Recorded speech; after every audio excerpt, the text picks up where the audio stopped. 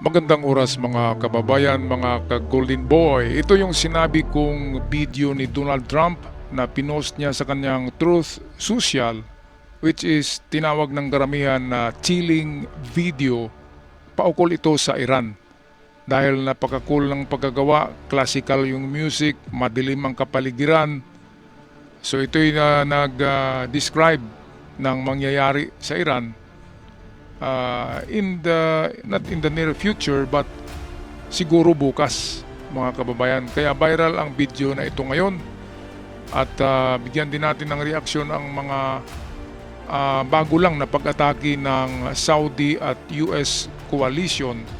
Ito yung parang nag-team up ang US Air Force at Saudi Air Force at inatake itong mga proxy ng Iran diyan sa border ng Iraq. Kaya ang Iraq ngayon ay nagpahayag din na pinasok daw ng US at Saudi ang kanilang soberinya, pero hindi nila alam na yung binomba ay mga proxy, o kaya alam nila pero nagbulag-bulagan lang. Yung binomba ay proxy yun ng Iran. Yun yung proxy na nagpalipad ng mga drones na nagpasabog ng Aramco Saudi Oil Refinery. At yun din yung milisya ng Iran, yung nandyan sa border ng Iraq, ang nagpalipad ng ballistic missiles na merong 3 hanggang 4 papuntang Jordan Air Base ng Amerika. Kaya bilang ganti, pinasabog ng Saudi at Amerika gamit ng kanilang mga modernong jet fighters at resulta 20 plus ka Iraqi militia proxy ng Iran ay natudas. So ito ang video atin panoorin courtesy ng the UN TV.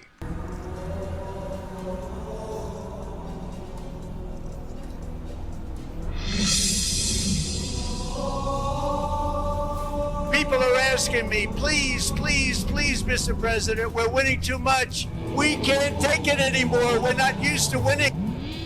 Naglabas ng makahulugang video si United States President Donald Trump na may katagang "Finish this fight." Tila pahiwatig na may nalalapit na matinding aksyon ang alyansa ng Amerika laban sa Iran. Kasunod ito ng kumpirmasyon ng US Central Command na naglunsad ng pag-atake ang Iran sa base nito sa Middle East, partikular sa Muwafaq Santi Air Base sa Jordan, kung saan nakahimpil ang malalakas na warplanes at fighter jets ng US. Ang lahat umano ng missiles ay nagawa naman nilang salagin. Nauna nang nagbabala si Iranian Foreign Minister Sayed Abbas Araghchi na igaganti ng Iran ang pag-atake ng Ukraine sa mga barko nila sa Caspian Sea. Matapos ang pangyayari, sinabi ni Araghchi na tumawag si Ukraine Foreign Minister Andriy Sybiha upang humingi ng paumanhin sa nangyari. Ayon umano sa Ukrainian official, hindi nila sinasadya ang pag-atake at wala silang intensyong magsimula ng tensyon.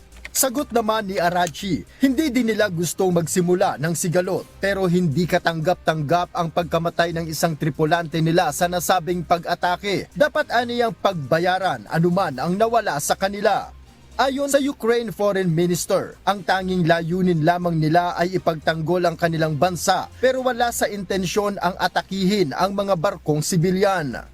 Kasabay ng pag-atake ang pagkikita ni US President Donald Trump at Israel Prime Minister Benjamin Netanyahu at ilang lider ng mga kaalyadong bansa sa libing ni US Senator Lindsey Graham.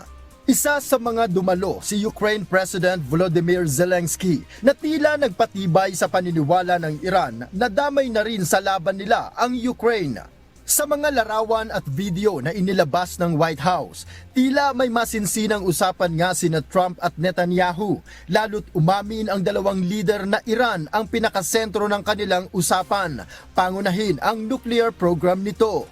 Kasabay nito ang ulat na inilahad ng tagapagsalita ng Islamic Revolutionary Guard Corps o IRGC ang natanggap nilang credible intel report kaugnay ng planong pag-atake sa Peacocks Mountain, ang pinakamalaking arsenal ng Iran, at kung saan umano nakaimbak ang uranium deposits na hinihinalang na pagyamanan ng Iran upang makagawa ng nuclear weapon. Alright, so ito na nga yung pinagandaan ni Trump ngayon. At dinig natin, hindi lang 50,000 troops ang kailangan ni Trump na i-withdraw sa ibang kontinente, halimbawa sa Europe, ay kinuha na ni Trump doon ang mga US forces na naka-standby at sa iba't ibang dako pa ng mundo. Dahil gusto daw ni Trump 500,000 ang boots on the ground, invasion troops para sa Iran kasi iba yung i-invade sa Karg Island, iba yung sa sentro ng Tehran at iba rin yung sa kabundukan ng tinatawag na the Pickaxe Mountain. Ito yung Pickaxe Mountain, ang pinaka stronghold is ito yung unbreakable, ito yung invincible underground city ng Iran.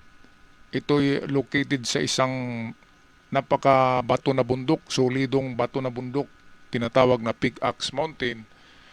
At 300 meters underground daw sa bundok na yan ay nandun yung facilities, uranium enrichment, nuclear itong centrifuges, at kunting panahon na lang ay magiging ano na yan, nuclear warheads na kasi inaano yan kinukultivate yung uranium into 100% na pwedeng gamitin na sa nuclear warheads. Kaya yan ang dapat at gusto ni Trump, na makuha yung lahat ng uranium na nandyan sa Pickaxe Mountain. Kaya kailangan niya ng 500,000, 500,000 troops na sasalakay papasok sa Iran para sigurado ang panalo.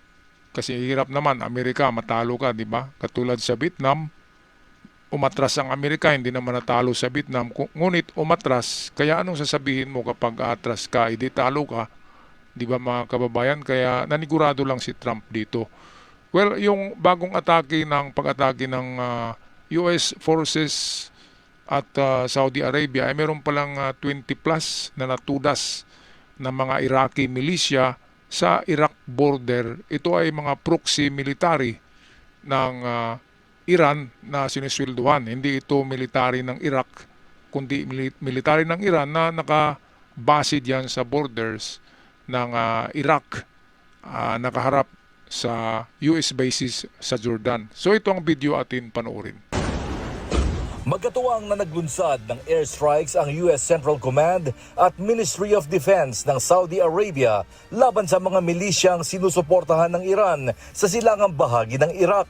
Ito ang kauna-unahang magkasamang pag-atake ng Estados Unidos at Saudi Arabia. Target ng kanilang operasyon ang mga logistics at weapons sites ng mga grupong iniuugnay ng Washington at Riyadh sa mga pag-atake laban sa kanilang mga puwersa at mahahalagang pasilidad. Ayon sa US military, isinagawa ang operasyon matapos ang mahigit 30 drone attacks sa loob ng 72 oras. Matagumpay ding na-intercept ang mga missile na inilunsad ng Iran laban sa mga base militar ng Estados Unidos sa Gulf region. Samantala, inihayag ng Popular Mobilization Forces o PMF na 20 sa kanilang mga miyembro ang nasawi at 32 ang nasugatan sa mga pag-atake sa ilang lalawigan ng Iraq. Ang PMF ay isang armadong grupo na kabilang sa Iraqi Armed Forces kung saan ilan sa kanila ay bahagi ng paksyon na sinusuportahan ng Iran.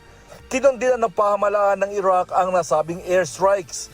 Tinawag nila itong hindi katanggap-tanggap at tahasang paglabag sa soberanya ng kanilang bansa at pag-atake sa mga opisyal nitong institusyong pangseguridad.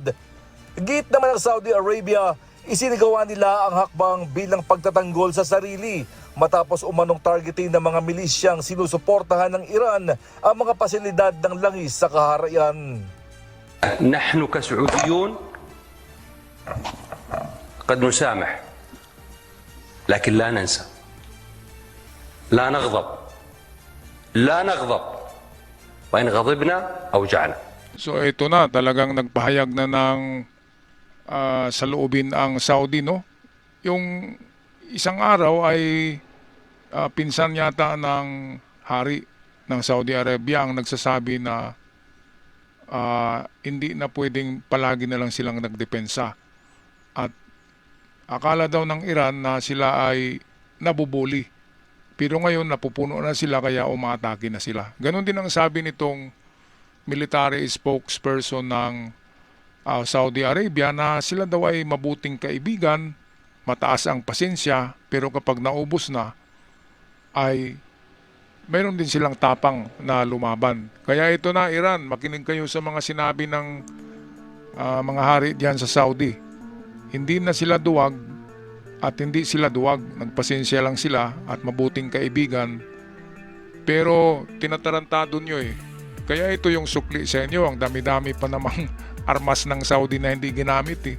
Kasi hanggang depensa lang ngayon ay bibili na naman yan sa US ng armas para pulbusin itong Iran. At yan na yung time na i-exit na si Trump, lalabas na si Trump sa eksena at ang tatapos sa Iran ay ang kanyang mismong mga kapitbahay na kanyang binubuli. Parang inuman lang no, na yung binubuli sa inuman ay nag-amok at nanaksak mga kababayan. Alright, anong masasabi niyo dito sa nangyayaring medyo nabaliktad na ang sitwasyon sa Iran? Ang Iran na ngayon ang pinagtulungan ng kanyang mga kapitbahay dahil sa katigasan at napakataas na ego o pride. Pag-i-comment sa ating comment section, ako'y magpapaalam na. Maraming salamat sa bagong nag-subscribe at sa aking avid followers. Ako'y laging sumasaludo sa inyong lahat. Hanggang sa muli, paalam.